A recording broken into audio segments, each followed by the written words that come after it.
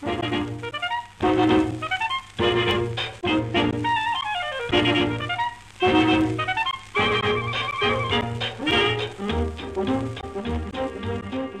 House was originally built in 1822. It was built by a fellow by the name of John Brown of Oliver, who ran it as a tavern, and continued to operate as a tavern under various owners until about the 1870s.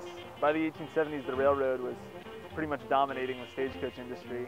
So this house was rented out. House and the land around it was rented out for farmland until about the 1920s. Then the house fell into disrepair. It was picked up in 1963 by the state, who was trying to use it to get more people to come to the Moraine area for tourism, and eventually was rebuilt into the house that exists now. This road back here, it's now Route 8, it was the Pittsburgh-Erie Pike. It was a major stagecoach route.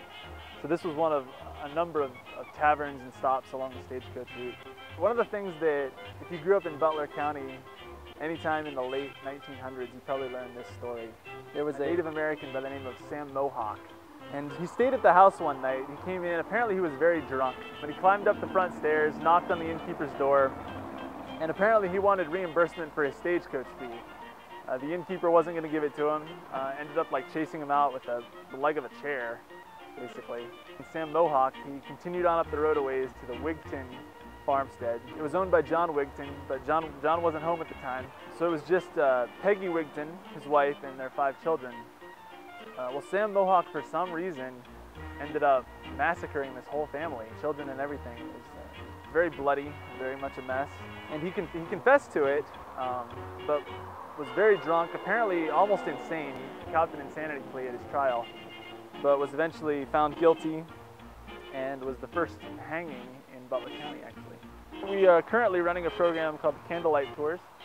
This is, I think, the 3rd year that they've run, and basically we have visitors come in, reserve a spot at night. The house is completely lit in candlelight, just as it would have been in the 1800s.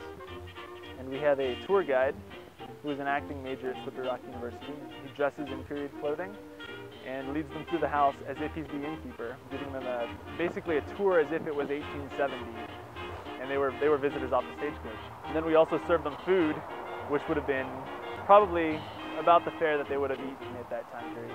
We have good reviews usually from that program.